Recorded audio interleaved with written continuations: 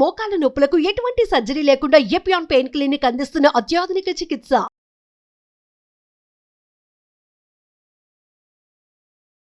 ఇప్పుడు నిత్యం దేవాలయానికెళ్ళేటప్పుడు మనం మాంసాహారం తింటే దేవాలయపు రావద్దని జెప్పేసంటారు.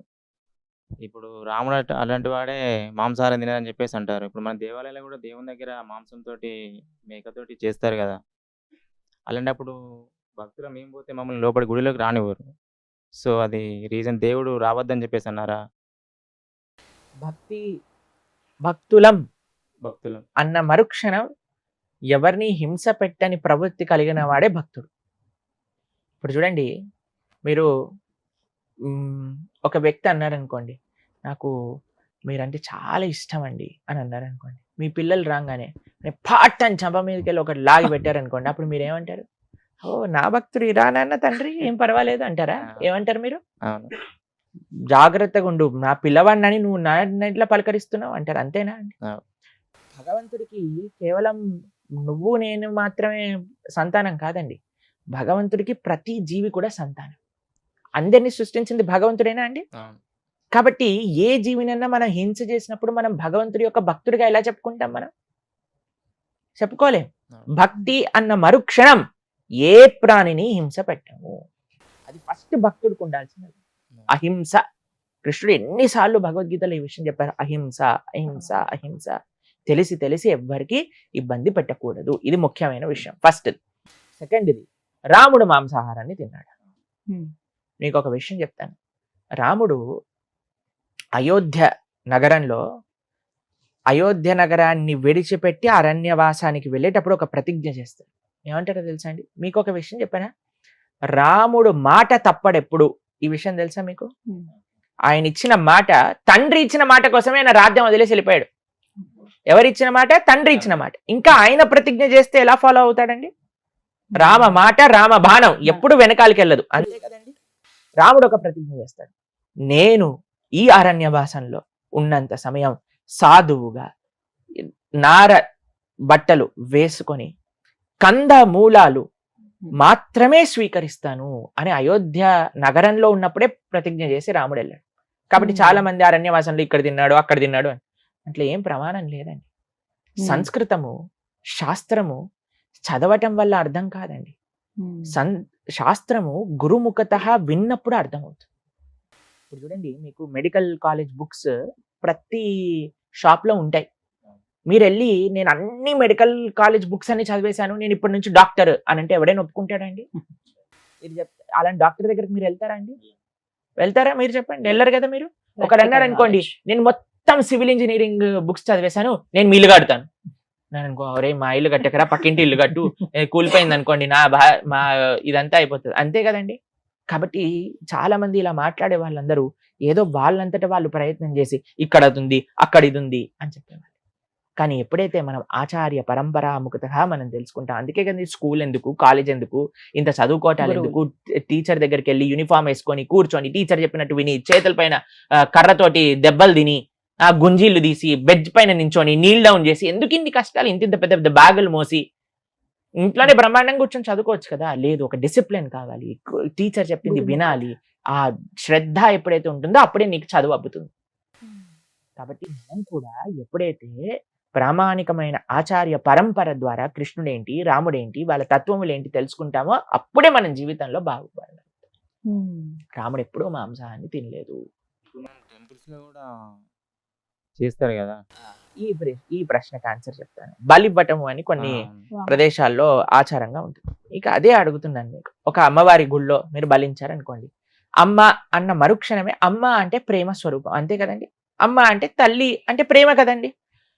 ఒక తల్లి ముందెళ్ళి నువ్వు ఒక ప్రాణిని బలిస్తున్నావు అంటే ఆ అమ్మ యొక్క హృదయం బాధపడుతుందా ఆనందపడుతుందా? బాధపడుతుంది. అంతే కదండి. అసలు పశు బలి అని అంటారు. ఏంటి బలివ్వాలి అని కానీ మీరు ఆలోచిస్తే పశువుని కాదండి, మనిషిలో కూడా పశువుగా ఉండే కొన్ని ప్రవృత్తులు ఉంటాయి.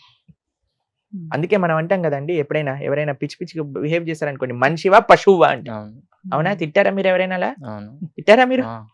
కాబట్టి మనిషివా పశువువా అన్న పశుత్వం ఉంది చూడండి, దాన్ని భగవంతుడికి బలివ్వాలి.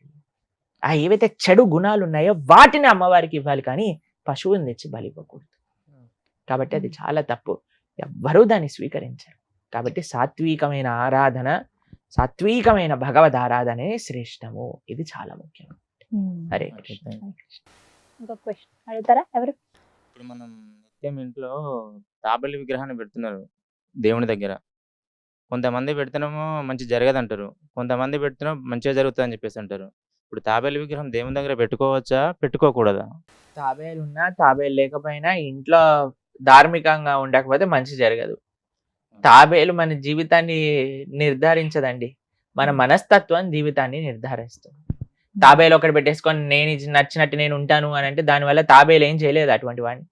కాబట్టి కొన్ని సూచనలు ఉన్నాయి, కొన్ని పాజిటివ్ ఎనర్జీని వైబ్రేట్ చేసే కొన్ని విషయాలు చెప్తారు. ఇంట్లో దీపం పెట్టుకోవటం, ధూపం పెట్టుకోవటం, తర్వాత చక్కటి పుష్పములు ఉండటము, తాబేలు, జలము, ఇవన్నీ ఉండొచ్చండి. కానీ అన్నిటికంటే ప్రధానం ఏంటి అని అంటే ఇంట్లో ఏముండాలి అంటే భగవద్ ఆరాధన చేస్తూ ఉండాలి, ధార్మికంగా ఉండాలి. అటువంటి ఇంట్లో ఎవ్వడూ ఏం చేయలేదు. కానీ ఏ ఇంట్లో అయితే పూజ, ధర్మము, ధార్మికత, భగవన్నామము ఇలాంటివి ఏం లేవో అదంతా నెగిటివిటీ తోటి స్ప్రెడ్ అయిన ఇంట్లో తాబేలు పెట్టారనుకోండి, పాపం ఆ తాబేలు ఏం చేస్తుంది? తాబేలు అసలే మెల్లగా నడిచే ప్రాణాయ. కాబట్టి ఏం చేయలేదు పాపం, అది సాత్విక జంతువు. పర్వాలేదు, తాబేలు కూడా పెట్టుకోండి, మంచిగా కూడా ఉండండి, భగవన్ నామం కూడా చెప్పండి, ఆరాధన కూడా చేస్తూ ఉండండి, అప్పుడు మంచిది అవుతుంది. హరే కృష్ణ. గురుజీ, ప్రస్తుత సమాజంలో మత మార్పిడి అనేది పెద్ద మహమ్మారి అయిపోయింది. ఎవరు చూసినా మన హిందువులని డైరెక్ట్ కానీ ఇండైరెక్ట్ కానీ మత మార్పిడి చేస్తున్నారు. వేరే మతాల వారిని మన హిందువులు ఎవరే కానీ ప్రలోభ పెట్టలేదు, మీరు మా మతంలోకి రండి అని. సో ఈ మత మార్పిడి మీద మీ ప్రధాన ఉద్దేశం ఏంటి? మీరు అన్నట్టుగా మత మార్పిడి చాలా జరుగుతుంది అని మనం సమాజంలో చూస్తున్నాం. దానికి ముఖ్యమైన కారణం ఏంటి అంటే హిందువులో చైతన్యం లేదు. ఇప్పుడు చూడండి, నేను రేపు ప్రొద్దున ఎవరైనా మీకు తెలిసిన వారు ఈ పక్కింటి వాళ్ళ ఇంట్లోనే ఒకరిని తీసుకొచ్చేసి ఈ రోజు నుంచి ఇదే మా అమ్మ అన్నారనుకోండి, మీరు ఏమంటారు? రే, ఆ అమ్మని మార్చేసావు ఏంట్రా? ఏం లేదు, ఈమె బాగా వంట చేస్తుందట, అందుకోసమే నా అమ్మ కావాలనుకుంటున్నాను అంటే ఏమంటారండి మీరు? వాడు ఎంత మూర్ఖుడు ఉన్నాడా ఇంకోడు? కాబట్టి కృతజ్ఞత లేని వ్యక్తులు ఏదో ప్రలోభాలకి, అంటే జనాలు తప్పే కాదు, అటువైపు ప్రలోభ పెట్టే వాళ్ళ మనస్తత్వం కూడా అలానే ఉంది. చాలా మంది మేము రీసెర్చ్ చేసాం, ఎందుకు వెళ్ళిపోతున్నారు అని అంటే చాలా మంది ఎందుకు ఈ మార్గంలోకి వెళ్తే డబ్బుల కోసం వెళ్ళిపోతున్నారు. కాబట్టి ఎందుకు ఇలాంటి ఇవి చేస్తున్నారంటే వాళ్ళకి డబ్బులు కూడా ఇస్తారట, ఇంతమంది మారిస్తే ఇంత డబ్బులు ఇస్తాము, ఇంతమంది కన్వర్ట్ చేస్తే మీకు ఇంత కమిషన్ వస్తుంది. తెలుసా మీకు? ఇవన్నీ వినే ఉంటారు, మీ అందరికి తెలుసు కదా ఇక్కడ ఉన్న వాళ్ళందరికీ. కాబట్టి అదో బిజినెస్ అవుతుంది. ప్లస్ మీకు నిజంగా మారినవాడు వాడి యొక్క మతాన్ని చెప్పుకోలేడు, ఎందుకంటే వాళ్ళకి వచ్చే రిజర్వేషన్స్, వాళ్ళకి వచ్చే పథకాలు అన్ని పోతాయి చెప్పుకుంటే.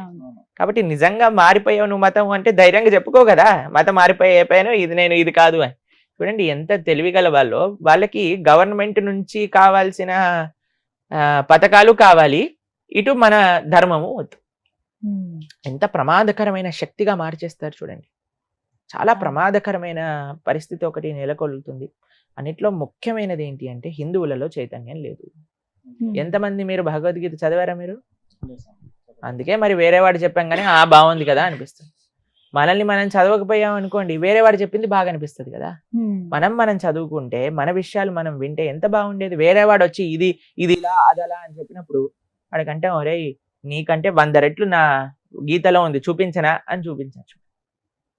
వేరే వాళ్ళు అన్నారు అనుకోండి, ఈ నీళ్లు చల్లుతాయి, ఖర్చిప్పిస్తాయి, ఆయిల్ పూస్తాను, నీకు రోగాలు పోతాయి అని అంటే ఎలా నమ్ముతున్నారంటే జనాలను? అసలు అర్థం కాదు నాకు. అంటే వారికి అసలు నిజంగా అంటే ఇంకితమైన కామన్ సెన్స్ ఉందా లేదా అనిపిస్తుంది కొన్ని. కానీ కొన్ని ఈ మధ్య జరిగిన కొన్ని పబ్లిక్ టాక్స్ లో కానీ కొన్ని సర్వేలు కానీ ఇలా ఏంటంటే కొంతమంది దగ్గరికి వెళ్ళి మైక్ పెట్టినప్పుడు మీరు ఏ మతం అని అడుగుతున్నారు, వారిని అడిగినప్పుడు పలానా హిందూ, క్రిస్టియన్, ముస్లిం ఇలా చెప్పాక, క్రిస్టియన్ అయితే మీరు బైబిల్ చదివారంటే నేను రోజు చదువుతాను, మా అమ్మగారు చదువుతారు, మా నాన్నగారు చదువుతారు, నేను అలా చదువుతాను, నేను ఇంత పూర్తి చేశాను, లేకపోతే 2-3 సార్లు చదివానని చెప్తున్నాను. అదే ఖురాన్ విషయానికి వస్తే చదివామంటున్నారు. అదే హిందూస్ దగ్గర మాట్లాడేటప్పుడు మాకు అలా నేర్పించలేదండి రోజు చదవమని, మేము ఇప్పటివరకు అయితే అసలు భగవద్గీత చదవలేదండి. లోపం ఎక్కడుందండి? అదే కదా, మొత్తం వ్యవస్థలో ఉంది లోపం. తల్లిదండ్రుల దగ్గర నుంచి, విద్యా వ్యవస్థ దగ్గర నుంచి, అమ్మమ్మల తాతయ్యల దగ్గర నుంచి, టీచర్ల దగ్గర నుంచి అందరిలో ఉన్నది లోపం. అంటే పాఠ్యాంశంగా ఉంటే బాగుంటుంది, ఇది ఖచ్చితం చేస్తే పాఠ్యాంశం ఎంత ఖచ్చితం చేసినా సరే జనాలకి ఆ ఇంట్రెస్ట్ అనేది లేదు కదా మన దాంట్లో. ధర్మం కాపాడుకోవాలి అందరికి అనిపిస్తుంది, నా ధర్మం ముందుకెళ్ళాలి, నా ధర్మం ఉంటుంది. విస్తృతం అవ్వాలి. వాళ్ళు ఆల్ రాంగ్ మీన్స్ యూజ్ చేస్తున్నారు. ఒకడు గన్ను పట్టుకుంటున్నాడు, కత్తి పట్టుకుంటున్నాడు, ఇంకొకడు ఆయిల్ పట్టుకుంటున్నాడు, కర్చీఫ్ పట్టుకుంటున్నాడు, నీళ్లు పట్టుకుంటున్నాడు. వాళ్ళ ప్రయత్నం వాళ్ళు హుక్ ఆర్ క్రుక్ అని ప్రయత్నం చేస్తున్నారు. కానీ మన ధర్మం ఎప్పుడు అలాంటి పైశాచికమైన పనులు చేయలేదు. మన ధర్మం సాత్వికంగా ఎంతో మంచిగా ప్రవచన మార్గంతో ధర్మాన్ని పరీక్షించుకోవాలని. కానీ ప్రవచనానికి వచ్చేవాడు ఎవడు? అందరికీ బిగ్ బాస్ చూడాలి, అందరికీ వెబ్ సిరీస్ చూడాలి, అందరికీ ఇన్స్టాగ్రామ్ లో రీల్స్ చూడాలి. కానీ ఎవరికి ఎంతమంది ప్రవచనం వినడానికి వస్తున్నారండి? అనవసరమైన విషయాలు చూడటంలో నెంబర్ 1 హిందువులు అయిపోయారు.